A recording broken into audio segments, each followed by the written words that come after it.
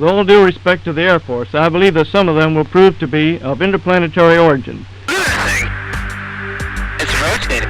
I am here to discuss the so-called flying saucers. There have been a certain percentage of this volume of reports that have been made by credible observers of relatively incredible things. It is this group of observations that we now are attempting to resolve. Hey everyone, I'm here with Patrick P.J. Hughes, who was an aviation technician in 2004 aboard the USS Nimitz, which of course encountered the famous Tic Tac UAP. Patrick, welcome to the show. Thanks for having me. Back in 2004, I was attached to VAW-117, the Wallbangers. We flew the E-2C Hawkeye. We had the latest and greatest Hawkeye at the time. All the coolest software, all the coolest toys. Lots of pain in the ass gear to work with.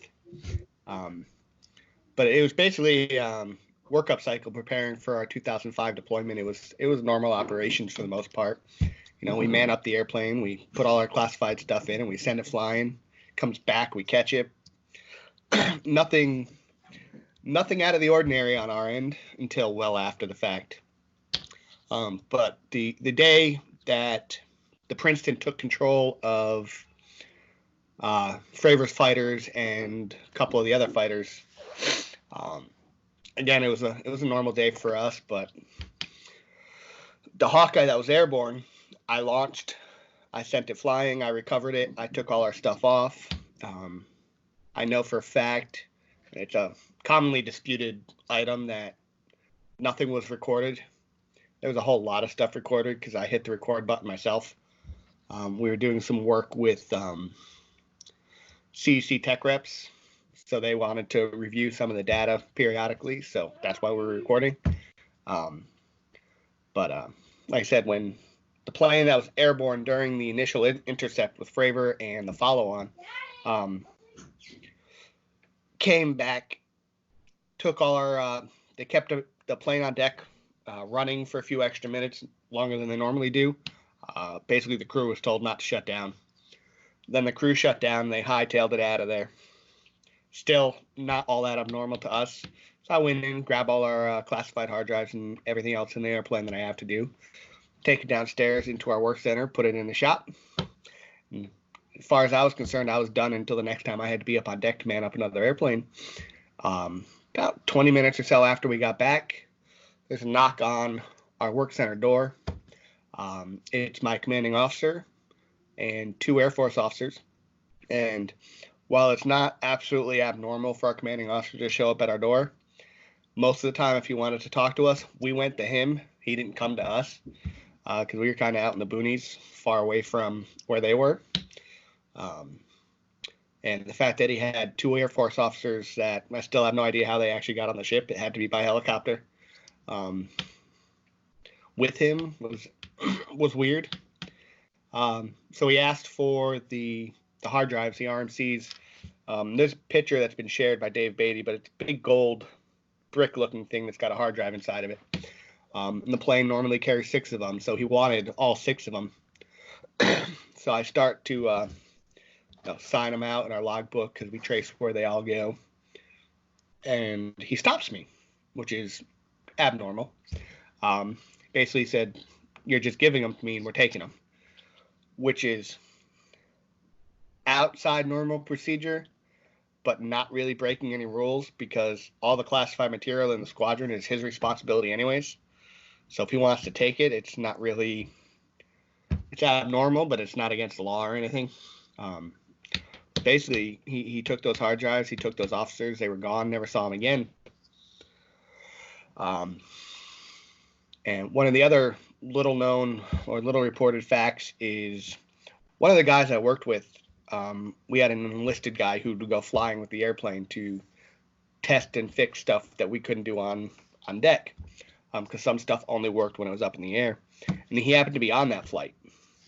Him and I are good friends. We talk relatively frequently.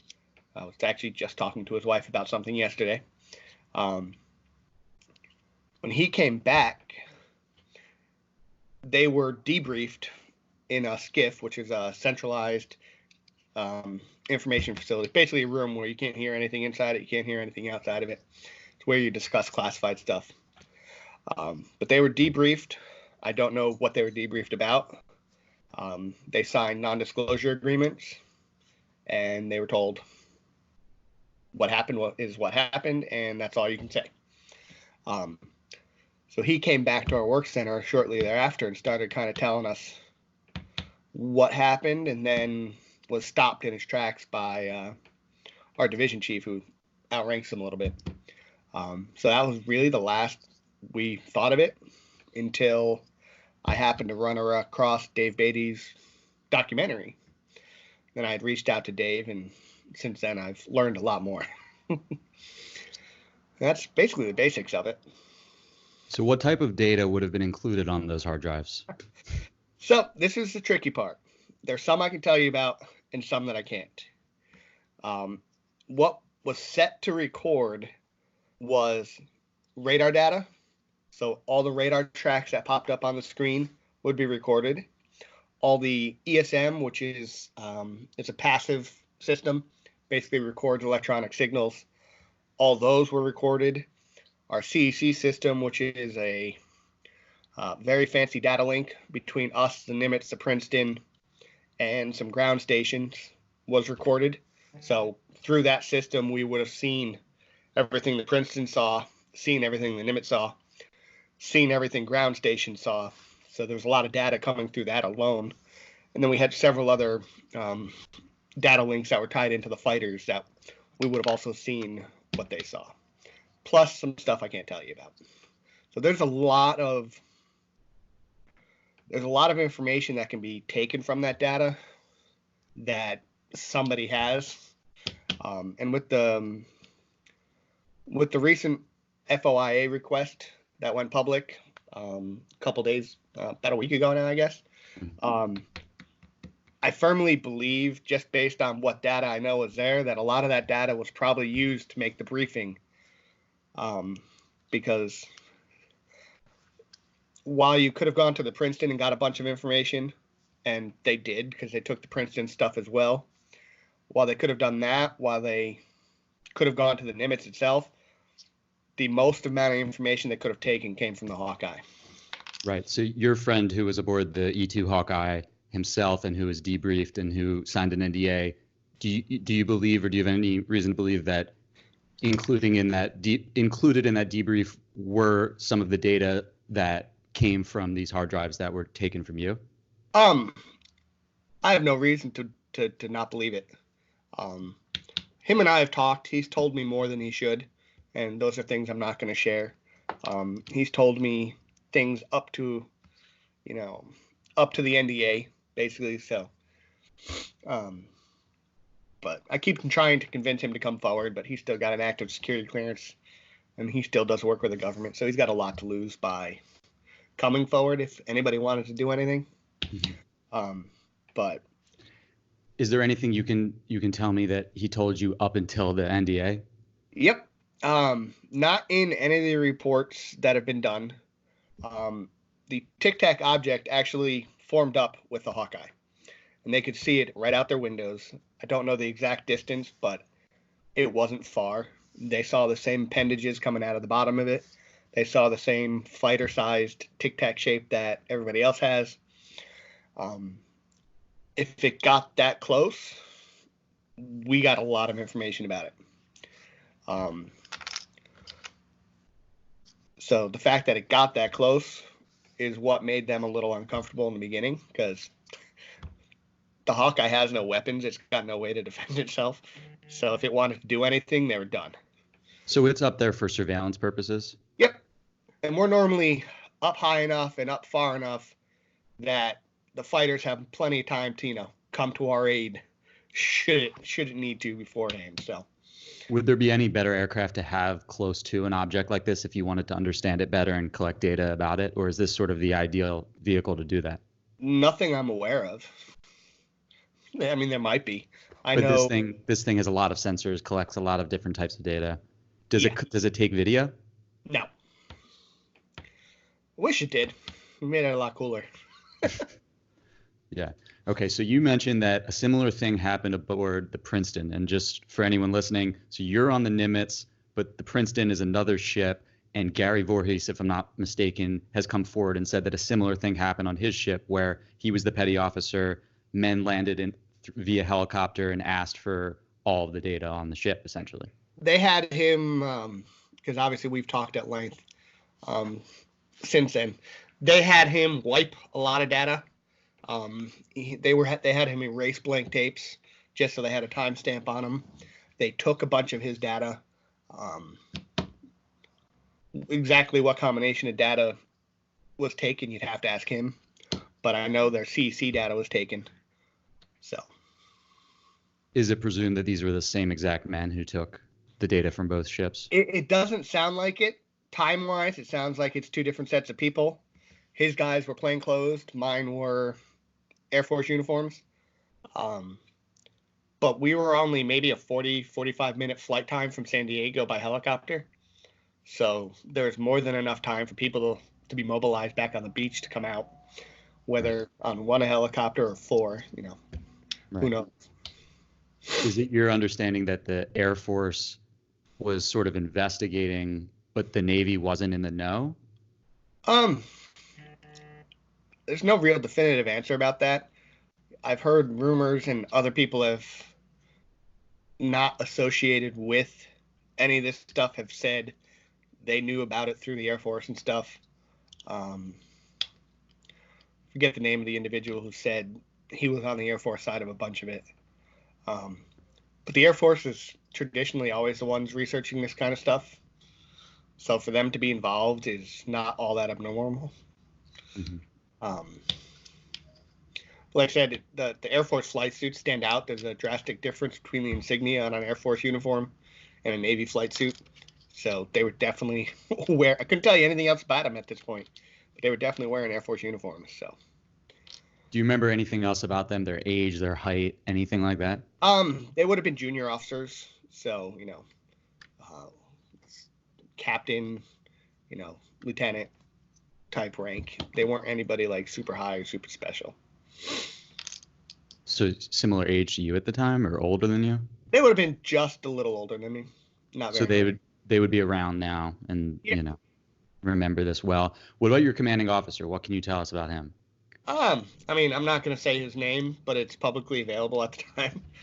Anybody can figure out who it was. I haven't tried to contact him just because he was still active duty last I know, and the odds of him saying anything are slim to none. But it doesn't sound like, from talking to the guys who were, because I know who all 5 of the people on the Hawkeye were. Only one name has gone public, and he's not going to say anything because he's also active duty. And he works on some secret squirrel stuff, so he's never going to come public. But based on what they've told me, because I've talked to several of them, there's not much. It sounds more like my commanding officer was told, we want all this stuff, and we need you to go get it. Right, so he was more of a middleman, trying to connect the information to the people who were requesting it. Similarly, Officer Voorhees said, initially, I need to know who you are, and I'm not just going to hand over this information until these men from the Air Force or these unmarked uniforms were asking his captain to insist that he do so. Exactly, because I wouldn't have given it up to anybody else but him. Okay, so I've got a bunch of questions actually. So these guys knock on your door. There are 3 of them. There's your commanding officer. It took you some time, right? Because to access the safe, it took you a few minutes to get them the information. Was there any small talk happening Nope. during this? It was almost dead silence. We had 2 TVs in our work center. One always played the flight deck television, and then one was usually on whatever random movie was playing. So those were on. That would have been the noise in the background. But it was a 2-person safe. We needed 2 different combinations to get in it. The other half of the combination happened to be on a bathroom break. So he was on his way back. So that's why we had to wait a few minutes. So did you talk to the 2 guys in Air Force uniforms at all? Nope. Honestly, I don't think they ever opened their mouth. Not once. Nope. My discussion was all with my skipper. And even that was very cut and dried, to the point. Was it weird that I know it was weird to you that you didn't know these guys, you didn't know how they arrived there and all of that. Was it weird that they would have come with your commanding officer at all? Like, had your commanding officer himself ever shown up there before and said, I need these hard drives? Nope. Never. No, normally something like that, because it's not the first time we've taken the hard drives and sent them out to other people to review data. But we normally know ahead of time, and it's normally our division officer who is the one coming to get it. And a lot of times he comes, says they want these bricks that you had on this flight. We package them up, we send them out. So the fact that he was involved is what makes it a little bit unusual, because he's the top of the food chain in our squadron, and he's not normally the one who deals with it. Mm-hmm. Do you know the date that this happened? It's the same date, the 14th, I think. It was the same day as Fravor. So Fravor was in the air the same day that this Hawkeye was in the air? Yep. I mean, there's always a Hawkeye in the air. We're usually the first or second ones off the deck. Were they in the air simultaneously, or just Yep. the same around the same time? Simultaneously. And so the people on board, the 5 people, so they observed the same type of legs Yep. on the bottom, or antenna? Little L-shaped appendages. And is there a working theory on what those are, like landing gear or sensors or something? Antenna? I mean, from what's been described to me, they look like PDOT tubes, which is used for airspeed and stuff like that. But based on everything else we've guessed or surmised about the aircraft, it makes no sense that it'd have those. But Right, because it's otherwise a perfect sort of shape Yep. with no windows or flight surfaces at all. exactly. And this thing's moving alongside of them, or is it stationary? I mean, it was stationary with them. So moving at the same speed? Yep. And did it come up and then pause and then go up Don't more? actually know that. I just know it came up and it was there. So I don't quite know how it formed up. Yeah, If they paid attention to that part, they haven't shared it with me. right. Okay, so do you know when they were debriefed? Was that same day? Yep. Right when they got back. Right when they got back. So, and then at what point, what's the time frame when you get approached in your shop? Is Ultimately, that they later? were still being debriefed when they came and took our stuff. Same time that was happening? Yep. So they're getting debriefed while these guys show up. So it wasn't as if they went and got the data from your shop, then processed it, then debriefed them based on what they had learned. Correct. Right. So And they it was were all happening at the same time. okay. So they were debriefing them. They had already known enough to debrief them on something, and they were just collecting that data anyway on top of it. Because a lot of people forget that the Princeton was tracking these objects for almost a week before any of this happened. So there's plenty of time for people back on land to mobilize and decide what they want to do and who they want to talk to and to know what's going on. Right. Where might the longer form video have been taken from? Allegedly, there was I think it was Voorhees or someone said they saw an 8 to 10 minute video. Is there another craft? You said the Hawkeye doesn't record videos. Is there another one that does?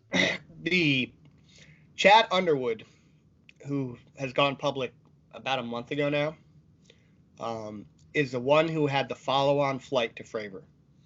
Fravor returned, talked to Underwood, who was going out next, said, this is what we saw. Underwood said, hey, I'm going to go try and find it. He has stated he recorded a much longer video than what was released. And he's the one who recorded the very brief clip that was released. So, in addition to the guys on the Princeton who saw the longer video, the pilot who took it has also said there's a longer video. And with that video would have come audio as well that's not in the initial FLIR video that was released. Right. So there's a lot of missing information for sure. We know there's missing video and we know there's missing audio, but I don't want to obsess over that because I know that's just one dimension of this. And I know, to your earlier point, that these hard drives contained a number of different types of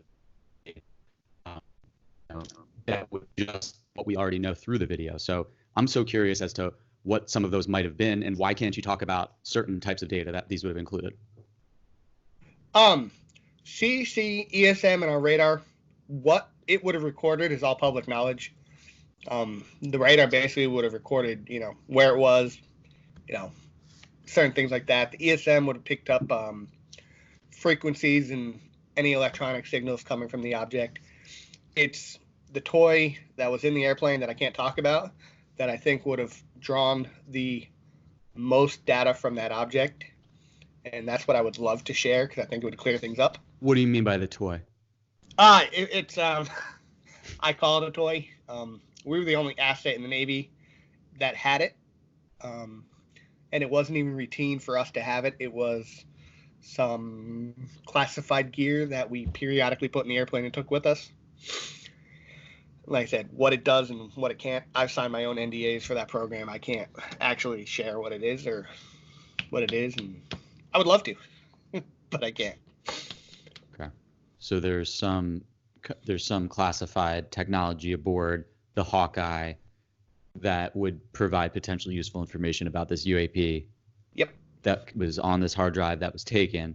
Do you think these drives were destroyed, or do you think they were analyzed, more likely? I don't think they were destroyed. I mean, they may have been now, but I think somebody went through and just took everything off of them. What do you need to process this information? Is a regular computer sufficient? Do you need special technology? How does it work? As far as what we had access to, we either had to put them on the airplane to see, or we had a test set in our shop that we could use. At that time, every West Coast Hawkeye squadron had that test set.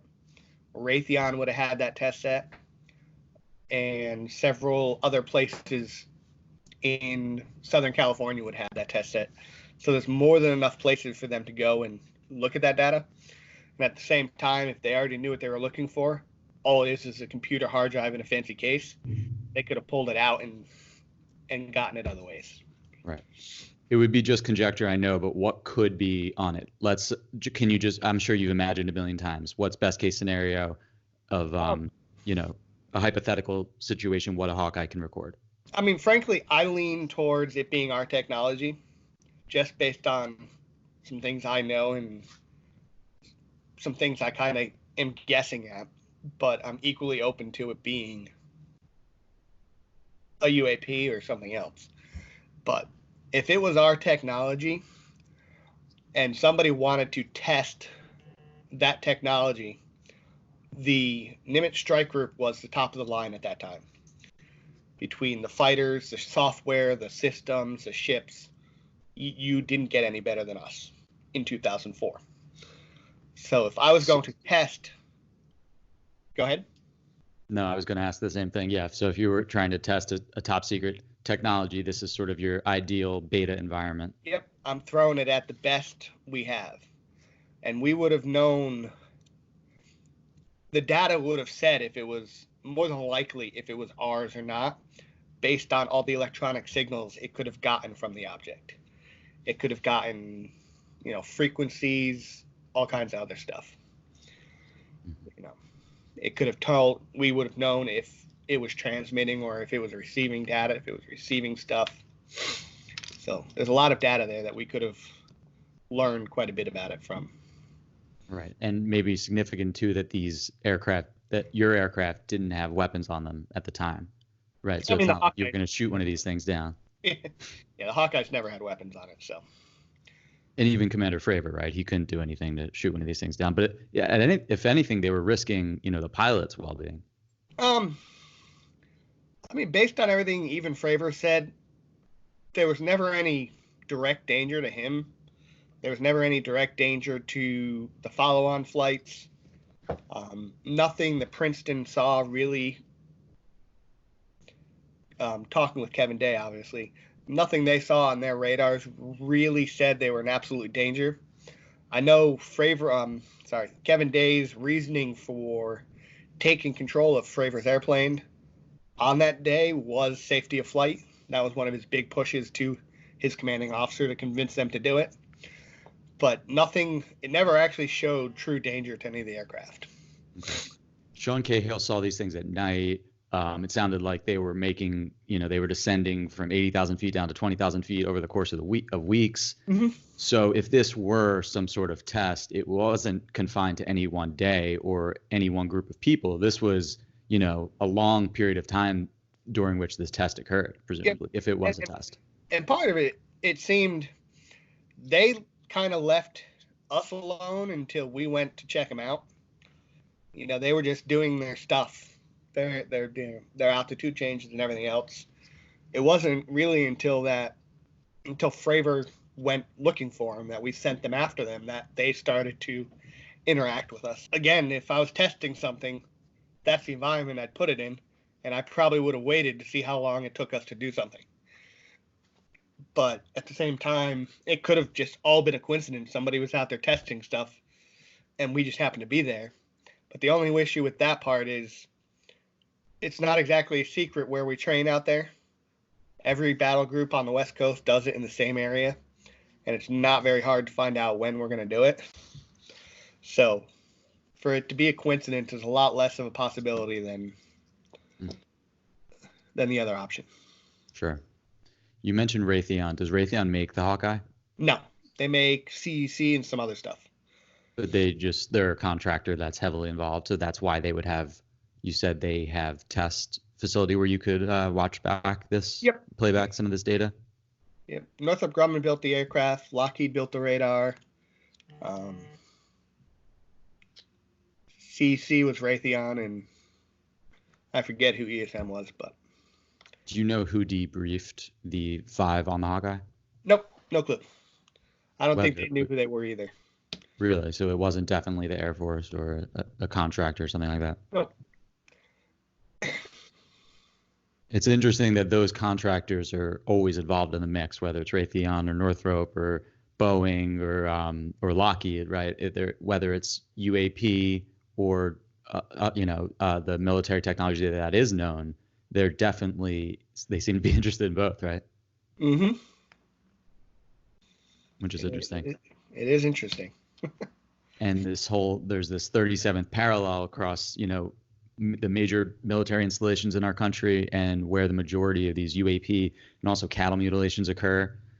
And, that's also where we're testing a lot of top secret military technology. So I don't disagree. I'm interested in this subject because whether it turns out to be the extraterrestrial hypothesis or military, first of all, I don't know if those are mutually exclusive because I don't know where this technology comes from.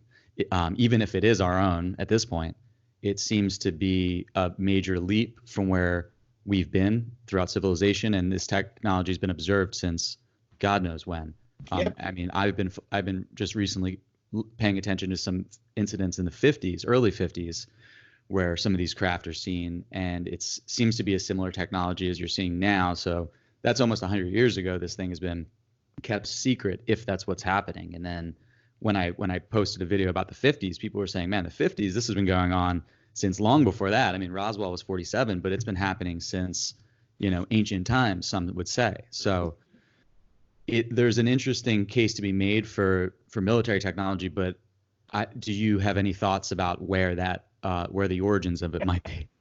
Nope. I'm that's why I can't completely disclose the fact that it might be something off this planet, because there's so many unanswered questions about if it was our technology, the generational leap in, just like what we know about physics alone would make us have to relearn everything. Right. And I don't know that, as good as our government is about keeping secrets, I don't know if all that would have been able to be kept secret for so long, especially if we've known about it since like the 50s. Right. So let's say this information that they collected from you, the hard drives, they weren't destroyed. They were taken to, let's say, Raytheon, or they were taken to another. You said the planes themselves, if they were taken to another Hawkeye, they can play it back there. Yep. And what is there, a screen that shows them information? Can they download it? How would they back that data up or export it? And where would you export it to? I mean, they could export it to whatever they wanted to. They could put it on floppy disks, 8mm tapes, CDs. I think we still had the CDs in at the time. So they could have backed it up to all kinds of stuff, and then you just put it in any computer and do what you want with it. Right, because you'd imagine they would want to consolidate all that information with all the information that came from the Princeton, too, that Voorhees handed over. Yep. because you don't want just one or the other. You're going to take it all. You're going to put it together. You're going to put it in a folder or file. And where might that live? Because you're a technical guy. That was a technical role. Where would you store that kind of information if you were to consolidate? And is it the same type of information they collected from the Princeton? They would have had some of the same from the Princeton, because like I said, they had CC, but they would have had their own radar data. The Aegis system data, I believe, was on it, would have been taken. I can't prove it since nobody's come forward yet, but I think they took the stuff from the Nimitz as well, because the Nimitz was tied into CC. The Nimitz had its own radar, so I think they took their data as well. But as for where they keep it, one would think the Pentagon, but there's a whole handful of places they could have gone that are public knowledge. Right. So the elephant in the room with your story is that there was a cover-up. We don't know what they were covering up, whether this was some military craft or whether it was some ET craft, what the hell it was. We know, though, that guys showed up. They broke the chain of custody. They didn't sign the stuff out. That's what made this different than any other day. That's why you came forward, right? This wasn't a normal occurrence for people to just show up, take clearly sensitive information. Otherwise, it wouldn't be stored in safes with two-person integrity required to get it out, right? And then these guys just walked off and you wash your hands with it. But that's not the way this is supposed to happen. Exactly. I mean, part of me has to assume that once it left my hands, my commanding officer had the paperwork done, for tracking purposes, but I have no way to prove that. It could have been exactly as you just said. But for my own sanity of how classified stuff works, I have to think that they did the paperwork somewhere.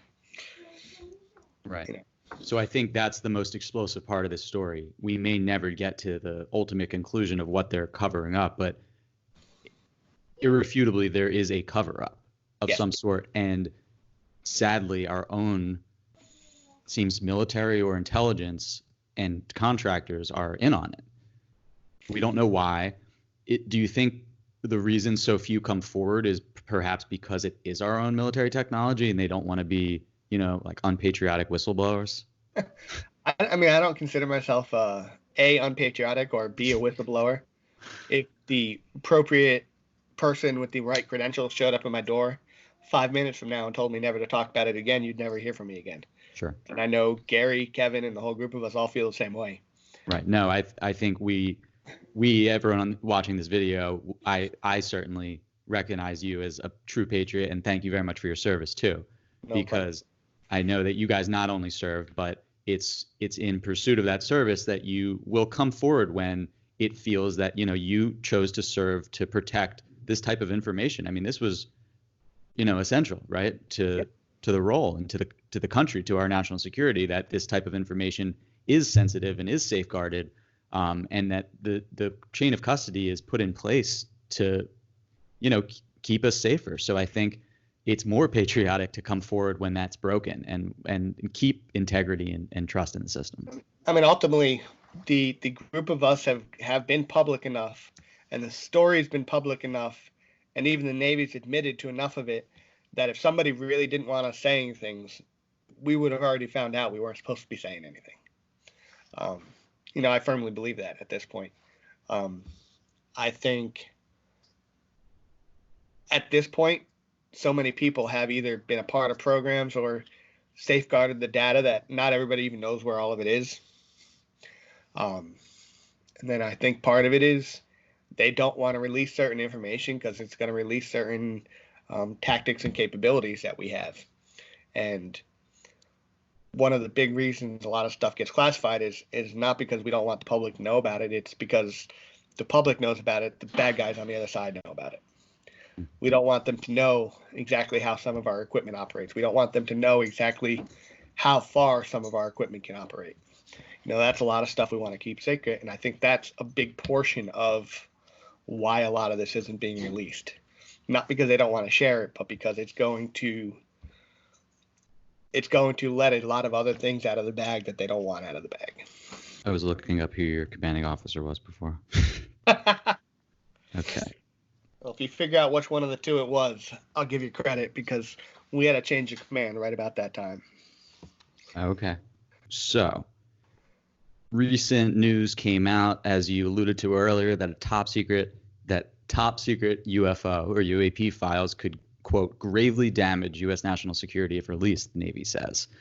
And the whole crux of the story is that in response to a recent Freedom of Information Act request, a spokesperson for the Navy came forward and confirmed that the agency possesses several top secret documents and at least one classified video pertaining to the 2004 UFO encounter. So some thoughts that I've heard online were that, one, this video is likely just the same video we've seen, and that it's likely not a longer version, or maybe it has audio, or maybe it just has some more data that the other one didn't. But I haven't heard much, if anything, about the several top secret documents. So have you read about this? Have you given any thought to this? Yep. I have no reason to doubt that the video is anything other than the full long video that Underwood said he took and that we've already seen portions of. I don't know where else they would have gotten any other video at that time from that event, because nobody else really had the video taping capabilities at the time. It was FLIR or nothing. So what might gravely damage the U.S. national security if this stuff were to get out, if it's already out? The video they only said was secret, which makes sense because FLIR was secret, and FLIR itself is not exactly a government secret. Everybody knows, you can put FLIR on your darn boat for all you want. Does this go back to the secret toy you were talking about aboard the Hawkeye? Like, we have sort of secret sensors, for lack of a better word, that other world powers don't know that we have, or other militaries don't know we have? Correct. And that's why it gravely damaged national security. For one, that's boilerplate language. It's not written to be anything special about that particular event. Almost any top secret data is going to come with that same tagline. So it could be that they're worried about the information getting out about what's aboard the Hawkeye, not so much even the UAP that the Hawkeye observed. I mean, it could be everything from the full extent of how the Aegis works, to the stuff on the Hawkeye, to how the entire system all ties together. There's a lot of reasons they could be keeping that data secret, aside from just it talks about what the UAP may actually be. Mm-hmm. So my guess, because at this point that's all any of us can really do, is that somebody knows what's going on, whether it's a UAP or our tech. Somebody, I'm going to say in the Pentagon for lack of a better term, knows what's going on. So all the data that was taken and the debriefs that were given were all taken to compile a briefing, which would have been top secret based on what was in it. And that briefing was used to say, this is the result of our little testing exercise. This is all the stuff we learned. This is all the stuff we saw. This is how people reacted. This is what the ships did. This is what the people did. That's my guess. Again, they don't tell you how many slides. They don't tell you how many. They just say there's some slides. Mm-hmm. They're not very specific with what it was. Right. I don't want to segue to Bob Lazar, but I do just want to mention him because I'm interested in his account, having claimed to work on flying saucers at S4 in the 80s, I think. And, he talks about the team trying to understand these things, having no understanding at the time of how they work, let alone having any mastery of it. But what's interesting about what happened in 2004, it seems like whatever was flying or whoever was flying had serious mastery over the object. It not only eluded everyone chasing it, but also, rendezvoused at Commander Fravor's cap point before he even knew what it was. So if this was us, and if Bob Lazar has any credibility, which I think he may, then it seems like since the 80s, we've come a long way in flying these things. I would agree if that's the case. I don't really follow much of his story. I don't really follow much of the UFO world other than this little event. So that's interesting. So what happened to you didn't get you into this any more than talking about it and going to events to talk about and stuff like that. It's not that I'm disinterested in a lot of it. There's so many, just on my Twitter alone, I turned off my DMs for the most part because so many random people were messaging me. I was either getting the religious lowdown about how everything is all religious. I was getting, I personally did. It's just there's so many people out there. It's hard to know who it's okay to talk to, who's not okay to talk to, who you should, who's telling the truth, who's not. I mean, ultimately, everybody could come to me and tell me I'm lying. I can't. I can't at this point give you any proof that any of this actually happened. It's just the fact that all our stories fit with each other. 100%. That makes it credible. But none of us at this point really have any physical evidence for each other. Yeah. That's right. But you had it. The physical evidence was taken from you. So let me ask you this. If you had known at the time on the 14th what had happened aboard the Hawkeye, let's say your buddy came to you immediately after his briefing before you handed over the hard drives and said, dude, I just signed these NDAs. Heads up, they might come and try to get those bricks. Would you have handled the situation any differently? Oh, yeah. I would have backed those tapes up so I could see what the heck's on them. Even if I deleted them right after, I would have backed them up because it only takes about 10 minutes to back up those tapes. Do you think anyone, anywhere? So where else might data have been collected? So you had a shop on the Nimitz. That was you guys. It was taken. The Princeton had a shop as well, and that information was taken similarly. Yep. Any other places? Were there any? Those were the two ships in the area, right? Yep. I mean, those are the two ships that had any real technological capability. We had the grocery stores floating around somewhere in the area, but there were ground stations in Southern California that may or may not have been tied into the system at the same time, who could have recorded the same type of information. If it were a test, if it were a military test, why make it a blind test, and why, not go through the chain of custody to get the information the right way? If you wouldn't have asked any questions if they just requested it legitimately, right? So I would have handed it over. Yeah. So I don't get why come that day. Why have guys fly in by helicopter? Also, let me ask you that, because you've emphasized that you don't know where they came from. You don't remember how they left.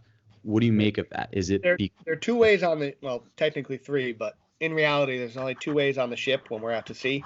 One is by helicopter, one is by COD, which is the C2 Greyhound. The Greyhound shares so many similarities with the Hawkeye.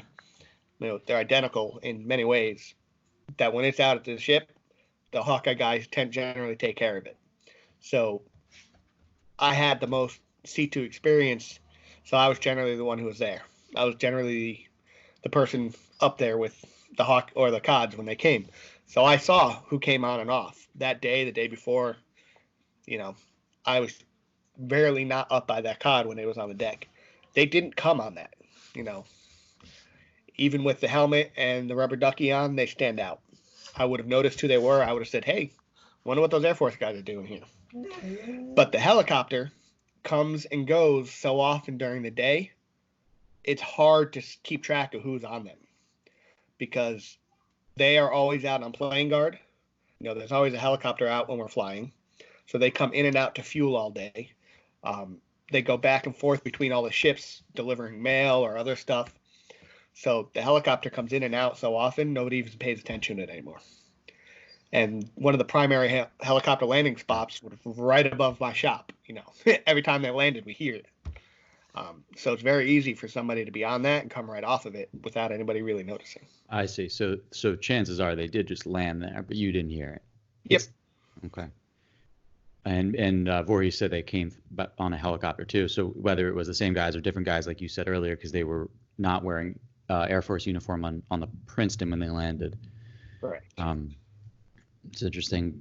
So if they were Air Force, I mean, that's consistent with the Project Blue Book, and we know there's a history of the Air Force investigating these types of sightings. So it's not surprising to me that that's who would show up.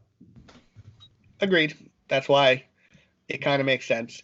When I first came out and started talking to Dave Beatty, he had kind of vetted my story and what I told him with the other guys before I ever even talked to them. And part of me was like, after all this time, maybe I'm misremembering. Maybe they weren't in Air Force flight suits, And then I talked to other guys that I worked with that were there, and they all remember the same thing. And I talked to Roger, who fills in his part of the story to what he can tell me. There's 5 or 6 guys that all remember the exact same thing as me. They just don't want to come forward and say it. Right. So I firmly believe at this point that what I remember is what happened. And why do you think the 5 aboard the Hawkeye were required to sign NDAs, but you weren't? Is it because you didn't see it with your own eyes? Is that the main difference? I never saw what it looked like until I saw that video, I don't know, a little more than a year ago now. But had you played back the data, what's the best you would have gotten out of it in terms of understanding what it was? I would have known if it was emanating electronic signals. I would have known if it was being controlled by like a ground station. All that stuff is RF going back and forth, unless there's some new secret technology I don't know about. But Right. We would have picked all that up, and we would have been able to say, yeah, it's on this frequency, and this is who it was talking to, and we would have known stuff. The fact that Commander Fravor said it was actively jamming his radar, do you think that's still consistent with a test, or is that something that would be a little dangerous to do during a test? I don't necessarily know if it was I have no reason to doubt Fravor. He's a highly trained, highly capable pilot, and I'd spoken with him just on the ship more than once. He actually yelled at one of his junior officers who got in my way when I was carrying a heavy radar box one time. He's a nice guy. I have no reason not to believe him. But there's a huge difference between the radar technology on his airplane and what it was built and designed to do versus what the Aegis cruiser, the Spy 1 radar, was designed to do and what the radar on my airplane was designed to do. Those are 3 different types of radar, all operating for 3 different ways, all built to do 3 different tasks. To jam a fighter's radar is not very difficult.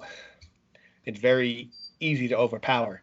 To jam Spy 1 is extremely difficult. To jam the Hawkeye radar is extremely difficult. None of them are truly impossible, but... Did it jam it? It didn't jam the Hawkeye, as far as I know, and it never jammed the Hawkeye. It's weird. I'm trying to wrap my head around the test hypothesis because it does make a lot of sense. And this is also kind of off the coast, right? This isn't in the way of like commercial airline. Like they're not really risking anyone. Nope. Right? And we, both the Princeton and the Hawkeye, all the air routes show up on our station. So we know where all the civilian air traffic is going to go. If you look at a map of that area, there's going to be a big giant block that says, Navy train. I forget what they say, but basically it says Navy training area. Mm-hmm. And we can clear them of vessels, of civilian boats. Now, odds are there were civilian boats in the area because we weren't doing ordnance or any of that kind of testing. Mm-hmm. They were most of what we were doing was either shipboard testing and shipboard training, or it was the fighters going up to do 1v1 or 2v2, basically dogfighting with each other to train up. We weren't doing anything super special that they would have sealed off that area. Have you spoken to all 5 of the people who are on the Hawkeye? I know they haven't come forward publicly or anything. I have spoken to 3 of them. Based on those conversations, do you know if they think this thing like popped in to check them out? I mean, is that the idea? Like, it didn't seem to be cloaking or trying to avoid being picked up at all. In fact, to the contrary, it seems like it wanted to be analyzed, and maybe that's part of this whole test hypothesis that if you have these things up in the air for surveillance and they collect all this data, especially some like they have a toy that collects secret data that we don't even know about, maybe you fly one of your new drones by it just to see what you can learn about it, how it's functioning. Yep, that's exactly what I think is they wanted to know what it was, and they wanted to see if we could tell what it was. And the only way to truly know if we could tell what it was is by taking all that data and analyzing it. Would the Hawkeye have been up there anyway, or was that sent up there to check in on this thing? We would have been up there anyways. There are 2 things that are almost always airborne, and one's a helicopter, one is a Hawkeye. So the 3 people you spoke to, or were they? So I understand there are like a couple pilots on a Hawkeye. There's a radar operator. There's someone else in the back seat. There's 2 pilots up in front, pilot and co-pilot. Then there is 3 guys in the back: the radar officer, the air control officer, and the combat information center officer. The person we've named Roger was in the radar position officer. The name that is public in the unofficial official report, although it may be blacked out in most of them, was in the ACO officer, and the combat information center officer was the senior person. So you haven't spoken to either of the pilots, but No. the 3 in the back. And just so I understand, so the pilots are obviously responsible for flying. These 3 in the back are there collecting data and Yep. and communicating. I mean, primarily, like Fravor and all the fighter versus fighter training and all the intercept training they were doing is all controlled by the guys in the Hawkeye. They're the ones who say, this is where the bad guy is, this is where the bad guy is, go this way. They're the ones in control up there. The Princeton specifically requested from the Hawkeye, requested control of Fravor's and his wingman. So the Hawkeye was controlling them up until the Princeton said, hey, can we have them? Send them this way. So What else can you tell me about the 2 other conversations? Because I know you've gone on record a bit about what you can say about Roger, without giving away his identity or anything like that, or even what he was debriefed on. But can you tell me anything about the other 2 conversations? Very brief, very similar, other than kind of confirming what I already knew. There was nothing new that came from them. Did they confirm that they signed NDAs as well? Yes. I can only imagine this was the Air Force that debriefed them, if they were the ones who came and picked up the data. I would assume so. And can you again describe the type of room they were debriefed in? If you Google SCIF, it's SCIF. It's a secure centralized information facility. It's just standard language for basically a room where you can't hear. You can openly discuss classified material because you can't hear in that room. Nobody outside the room you can put your ear to the door and you're not going to hear anything. And all it stands for is basically a room where you can go discuss classified material without anybody hearing you. And what state did this occur in? Because this is back on, or is this on land, or is this still Nope. on a ship or something? The ship's got them. Ship has them. And one of them was almost right en route from the flight deck to the ready room. So Was this on your ship, the Nimitz? So the debriefing. Okay, so the Hawkeye lands back on the Nimitz. You Right. collect the data, go in the shop, put it in the safe. The 5 who were aboard the Hawkeye, they're now on the ship. Yep. And then these 2 guys land in a helicopter, maybe. Your commanding officer, the 3 of them come in, collect the data. Around the same time, the debriefing's happening on the ship in this room. It could have been the same 2 guys, right, who did the debriefing. It could have been. I mean, I can't say it wasn't. Could have been other guys. There was anyone on the ship who came with them, right? Right. Do you know? Did you say? To remind me, if you said they collected the hard drives after the debriefing or at the same exact time, or do you not know the exact timeline? It was I don't know exactly when their briefing ended or if anything happened after their briefing. Because in theory, they should have all gone to the ready room and done their own debrief about the flight, about general stuff. So it's very possible that the 2 officers could have finished their debrief in the SCIF. The rest of the crew went down to the ready room. They came, took our stuff. And, shortly thereafter, then Roger returned to our shop. So it's very possible that they could have been the same people. Any idea what type of information could have been shared in debriefing? Would it have just been, a voiceover, here's some facts, guys, or would there be slides, photos, data, video, anything like that? I mean, in theory, anything's possible. But my guess is kind of based on what we know about everything that happened is they would have want to know exactly what they saw, what sensor data they were seeing. They would basically ask a whole bunch of questions and then said, that's the end of it. Don't talk about it. So they wouldn't have been given any information? I don't think so. Oh, interesting. So they signed the NDA just to say what we are telling you about what we saw, we will never say, but they didn't learn any information about this. I don't think so.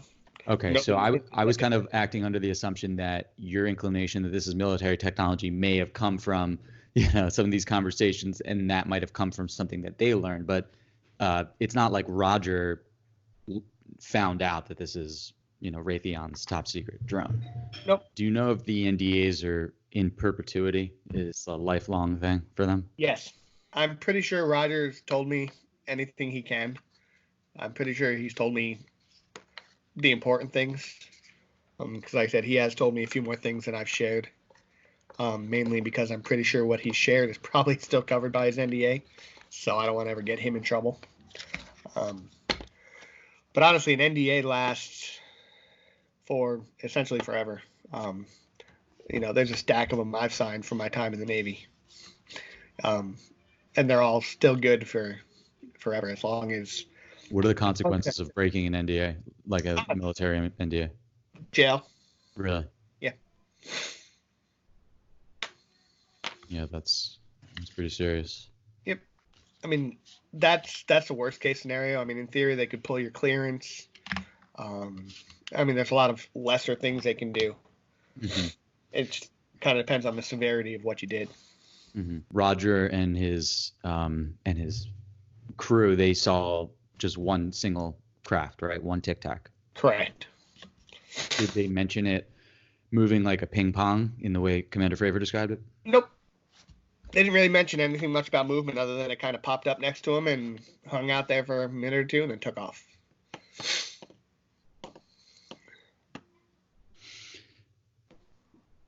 In trying to wrap this up, I personally still struggle with trying to reconcile this military hypothesis, even though I do think the military is certainly involved. I mean, they're involved in a cover-up. We know that.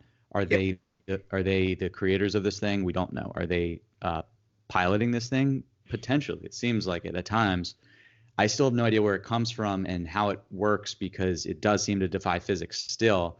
I mean, this thing still has no wings. It still has no visible flight surfaces. So based on your conversations with Roger and the two others, I mean, how do they reconcile that? Like, sure, we have some amazing technology, but this is like otherworldly for sure. Yeah, pretty much. They've got no better answer than I do. They've got no better answer than what you just said. It's all point of view. It's all conjecture at this point. Nobody knows for sure. And then I have another question. If breaking an NDA is punishable by prison, how is breaking the chain of custody and taking information that's supposed to be sensitive and classified and doing God knows what with it, how is that not punishable? It is. That, like I said, in each branch does classified stuff their own way. Each branch in the military. But ultimately, in a Navy squadron, you have an intel officer, you have an avionics division officer, and you have your commanding officer. Between the three of them, they're responsible for all the classified stuff in the squadron, whether it's gear, knowledge, papers, etc. But ultimately, the commanding officer is the bottom line for responsibility for it.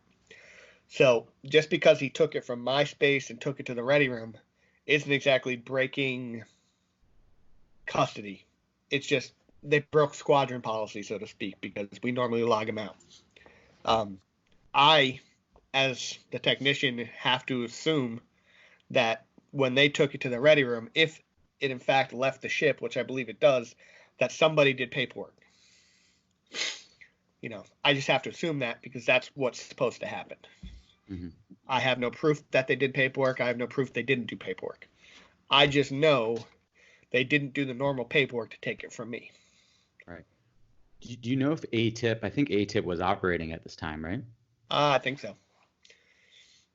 So is it possible that any of those hard drives were taken to the ATIP team to analyze? Lou Elizondo would have to answer that question. Have you spoken to him or any of them? Outside the small crew, I haven't really talked to anybody.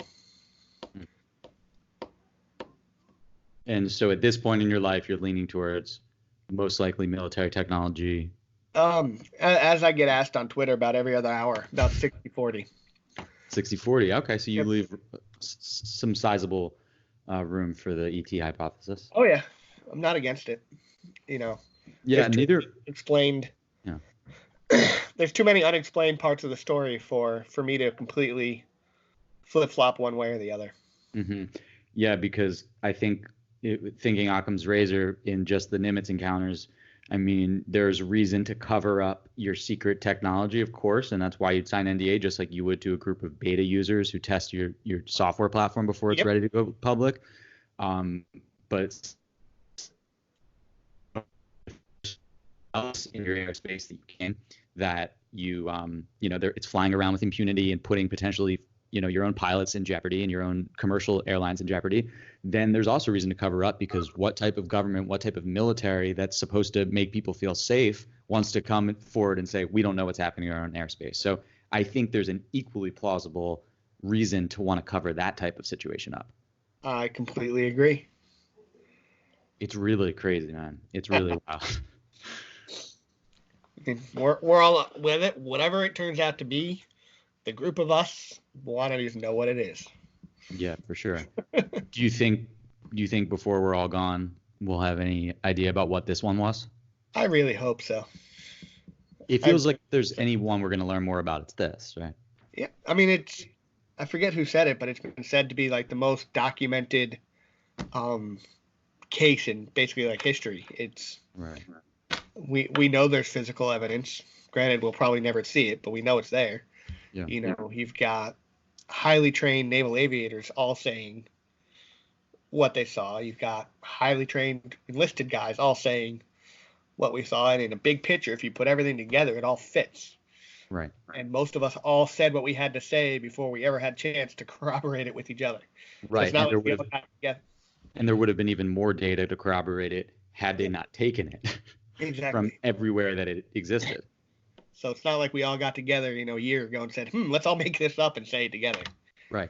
And if we can really verify, I mean, your account is so significant, because if this happened with you and the Nimitz, what's to think it didn't happen so many times when these types of cases happen? I mean, we know in Roswell alone,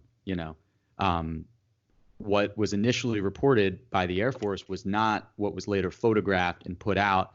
I mean, this has happened time again where the official story did not match what took place on the ground and what all the witnesses and what the credible witnesses had to say. And so I think if we can just focus on credible stories like yours and Commander Fravor's and Sean Cahill's, not to mention all the ones from the 50s when pilots saw these things with 20 years of experience, and who the Air Force investigated, it seems to me that people take this very seriously. No one has a good answer. And if anyone does, it's the people who are covering up, or at least taking the information away from the people like us who want to also know. Yeah, I agree. I mean, the one difference between they've made no explanation for what this is. This is one of the first events they've ever said, yeah, it happened. We don't know what it is. Right. That's the only big difference between this case and a lot of others. Is the government actually said, yeah, it happened. No, we don't know what it is. They could be lying to us for all I know, but they've at least said that. Mm-hmm. It's crazy. All right. Well, thank you, Patrick. I really appreciate your time. Thank you for your service and your story, and having the guts to come forward with something that I'm sure wasn't easy, but certainly fascinating. And it's going to keep me up many nights as I continue to try to figure out what this thing is. And thank you for coming forward in the spirit of science and crowdsourced information. I think the reason this YouTube channel got off the ground was because we had a video, the Utah UFO, that we put out in search of answers, and we knew that by posting the raw footage, we may have people a lot smarter than us be able to dive into it and dissect it and tell us what it could be. So it's a shame that we couldn't ever get those hard drives from that Hawkeye and get that up on Reddit for people to dissect, because I think the public is ready, and that's a huge misconception around this cover-up, that